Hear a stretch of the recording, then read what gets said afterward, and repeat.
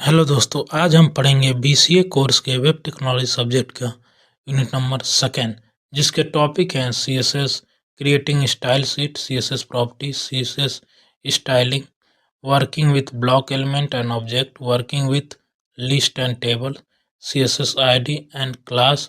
Box model में देखेंगे introduction, box border property, padding property, margin property. फिर देखेंगे सीएसएस एडवांस में grouping, dimension, display, positioning, floating, align, pseudo class, navigation bar, image Sprite, attributes, sector और introduction to bootstrap. इसमें हम लोग पहला टॉपिक देखेंगे क्रिएटिंग ए स्टाइल शीट, कैसे एक स्टाइल शीट को क्रिएट करते हैं। इसमें देखेंगे CSS cascading style sheet is use to style HTML element. CSS का यूज हम लोग क्यों करते हैं? इसका यूज इसलिए करते हैं HTML एलिमेंट को स्टाइल करना या डिजाइन करना, इसीलिए हम लोग CSS का यूज करते हैं। इसको 3 तरीके से ऐड किया जाता है CSS। पहला होता है इनलाइन CSS, दूसरा होता है इंटरनल CSS, तीसरा होता है एक्सटर्नल CSS। इसका काम सबका एक ही होता है, लेकिन इसको अलग अलग तरीके से अप्लाई करते हैं, अलग अलग सिंटेक्स होता है। जैसे इनलाइन CSS में देखेंगे return directly in HTML tag. जो इनलाइन CSS होता है डायरेक्टली HTML टैग में ही रिटर्न किया जाता है। जैसे यहाँ पे देख सकते हैं H1 जो हेडिंग टैग होता है, इसमें पहले स्टाइल लिख देते हैं, फिर कलर हो गया ब्लू, फिर वेलकम लिख दिए, फिर क्लोज कर दिए। ये एक ही लाइन में यूज कर लिए। फिर देखेंगे इंटरनल CSS। इंटरनल CSS क्या होता है? Return inside style tag in a head part of HTML। जो हेड के अंदर हम लोग यूज करते हैं, यहाँ पे एग्जांपल देख सकते हैं। हेड के अंदर स्टाइल बनाते हैं टैग, उसके अंदर हम लोग किसी भी टैग को स्टाइल करने के लिए यहाँ पे टैग का नाम लिख देते हैं, फिर उसका फॉन्ट साइज हो गया 20 पिक्सल, फिर कलर हो गया ग्रीन। और एक्सटर्नल CSS क्या होता है? CSS is written in separate .css file. एक अलग से .css फाइल बनाते हैं, उसमें यहाँ कोड लिखते हैं, फिर उसको लिंक कर देते हैं लिंक टैग से। जैसे यहाँ पे एग्जांपल देखते हैं, लिंक REL, फिर स्टाइल शीट, फिर H रेफरेंस REF, फिर यहाँ पर नाम डाल देंगे style.css, जो लिंक हो जाएगा। आप कोड वहाँ पे एक्सटर्नल में लिखेंगे, काम आपका यहाँ पे HTML में होगा। फिर देखेंगे CSS प्रॉपर्टी क्या होता है। CSS प्रॉपर्टी बहुत सारी होती हैं, यहाँ पे हम कुछ कॉमन प्रॉपर्टी देखेंगे जो ज़्यादा यूज होती हैं। जैसे CSS प्रॉपर्टी आज use to style HTML element. Style का यूज होता है HTML एलिमेंट, चाहे डिजाइन के लिए करें।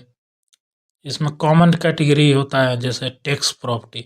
टेक्स्ट में हम लोग क्या क्या स्टाइल कर सकते हैं? Colour, font size, font family, text align, line height, text decoration.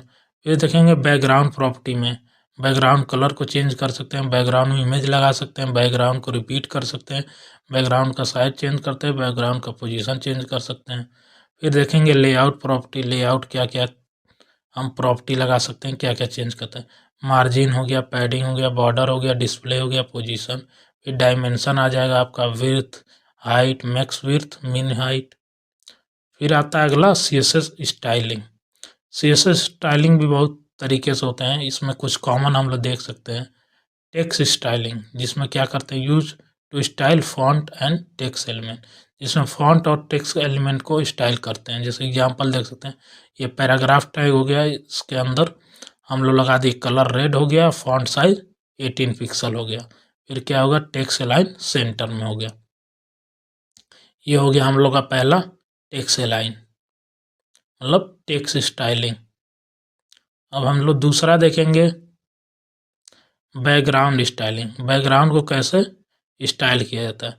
Use to change background of element. Background का एलिमेंट को चेंज करने के लिए, जैसे डिव के अंदर, डिव हो गया आपका कंटेनर, इसके अंदर लगा दिए बैकग्राउंड इमेज। यहाँ पे आप लोग URL डाल दिए, फिर बैकग्राउंड साइज में कवर कर दिए। ये हो गया आपका बैकग्राउंड स्टाइलिंग का एग्जाम्पल और सिंटेक्स। फिर क्या होता है बॉर्डर स्टाइलिंग। बॉर्डर को कैसे स्टाइल करते हैं? डिव, फिर यहाँ पे एक कंटेनर लगा दिए, फिर बॉर्डर लगा दिए, फिर 2 पिक्सल सॉलिड ब्लैक, वहाँ पे आप लोग का बॉर्डर बन जाएगा। फिर अगला देखेंगे हम लोग working with block element and object. Block element और ऑब्जेक्ट को वर्किंग कैसे होता है उसको देखेंगे। ब्लॉक एलिमेंट क्या होता है? Block element occupy full breadth and start on a new line.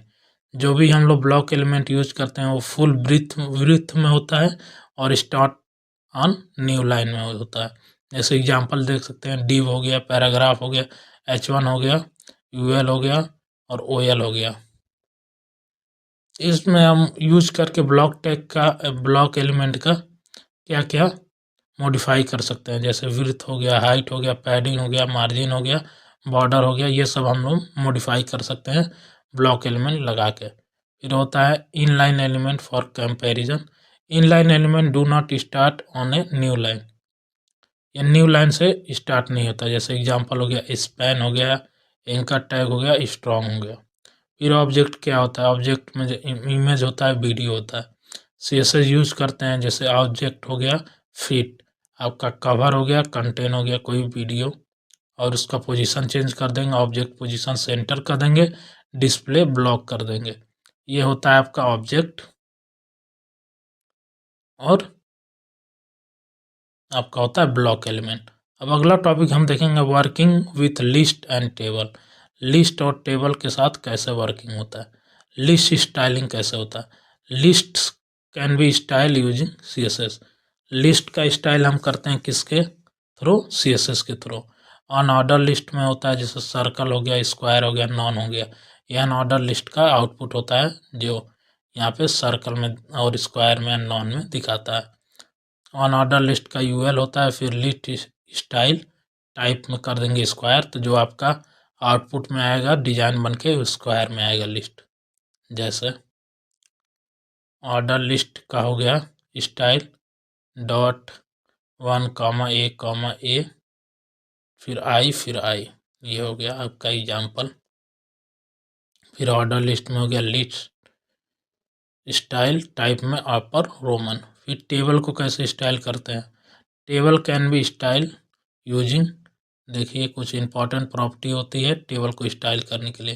जैसे बॉर्डर हो गया, बॉर्डर कोलैप्स हो गया, padding, text align, background colour, width.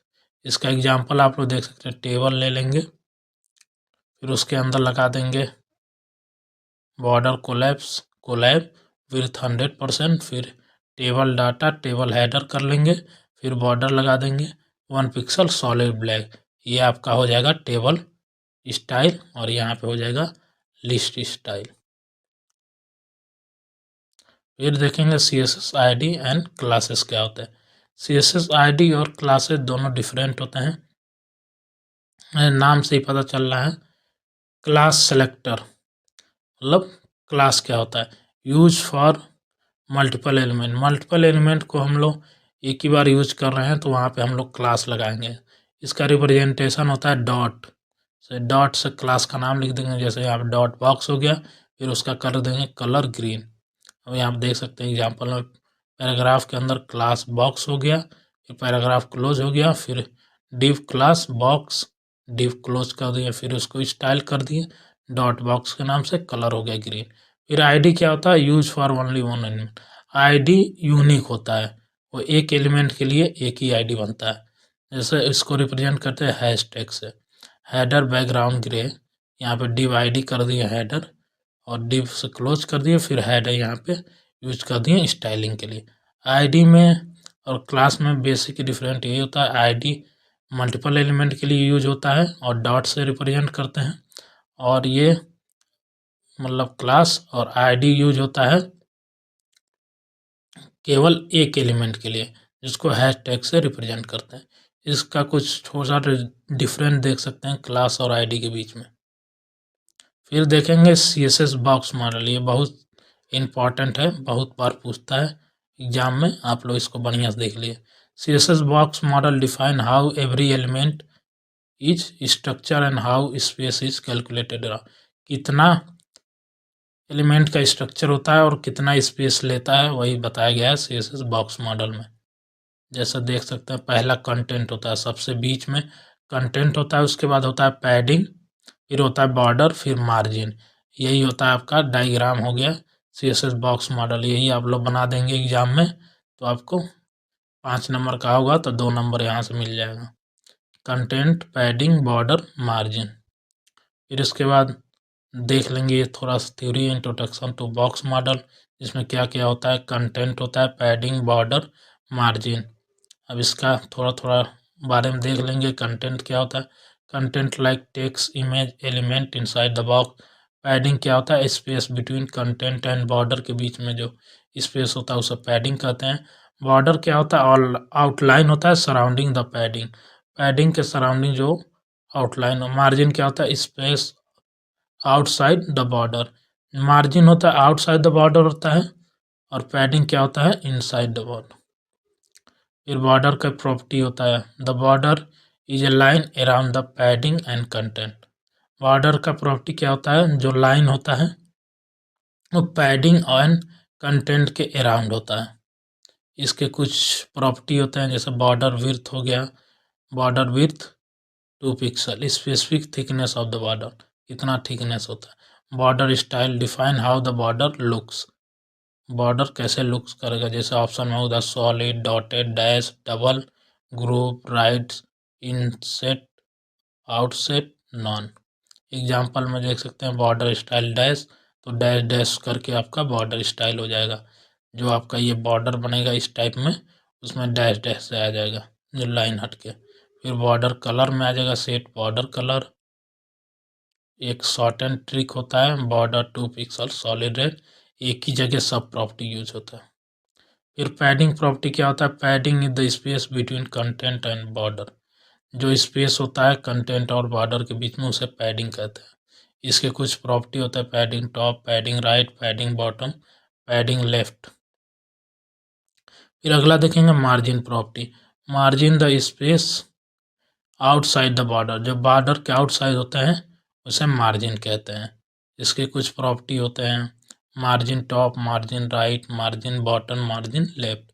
Example देख सकते हैं, margin top 30 pixel, margin bottom 10 pixel.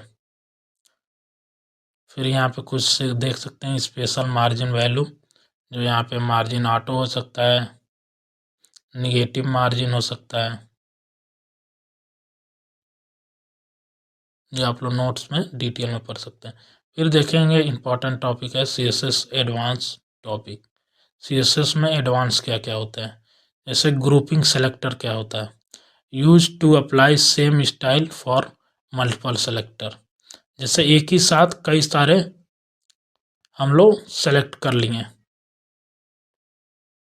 जैसे H1 टैग हो गया, H2 टैग हो गया, पैराग्राफ टैग हो गया, फिर आपका हो गया नया एंकर टैग, सबको एक ही साथ सेलेक्ट कर लिए, उसी कहते हैं ग्रुपिंग सेलेक्टर। सब टैग को एक ही साथ सेलेक्ट कर लिए, जैसे कलर ब्लू कर दिए। फिर आता है डायमेंशन, डायमेंशन क्या होता है, कंट्रोल साइज ऑफ एलिमेंट, किसी भी एलिमेंट का साइज कंट्रोल करना। जैसे एक कंटेनर बना लिए डिव, इसका विड्थ 500 पिक्सल है और हाइट 300 पिक्सल, यहाँ पे हम लोग डायमेंशन अब साइज एलिमेंट कंट्रोल करें। फिर display property, control how an element appear, कैसे एलिमेंट अपीयर होगा डिस्प्ले पे, उसका एक प्रॉपर्टी होता है, उसको कहते हैं डिस्प्ले प्रॉपर्टी। इसके कुछ टाइप होते हैं, ब्लॉक होते हैं, इनलाइन ब्लॉक, फ्लेक्स, फिर नॉन। फिर पोजिशनिंग क्या होता है, control where an element is place, नाम से पता चला पोजिशनिंग कहाँ पे एलिमेंट प्लेस होगा। इसके कुछ वैल्यू होते हैं, static, relative, absolute, fix, sticky.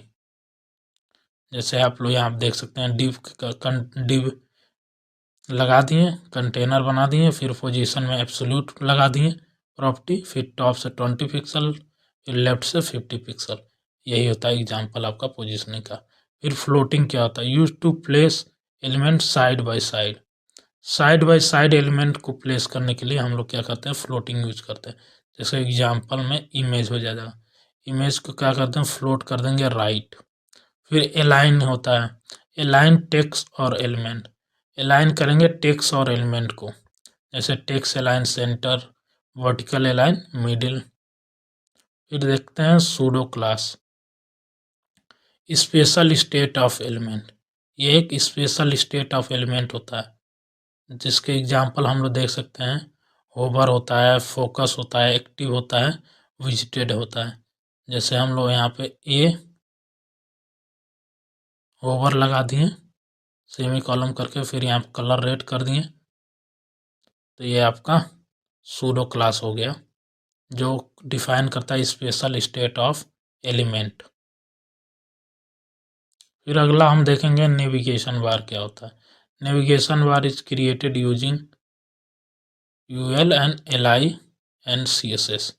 UL LI मतलब लिस्ट हो गया आपका, ऑन ऑर्डर लिस्ट हो गया। यहाँ पे आप लोग एग्जांपल देख सकते हो, navigation bar NAV UL on order list, फिर लिस्ट, फिर डिस्प्ले इनलाइन ब्लॉक, फिर पैडिंग 10 पिक्सल, फिर यहाँ पे क्लोज कर सकते हैं। नेविगेशन बार क्या होता है, created using UL LI and CSS। इन्हीं तरीके से नेविगेशन बार को हम लोग क्रिएट करते हैं। फिर अगला देखेंगे image sprites. One big image containing many small icon use to reduce loading time.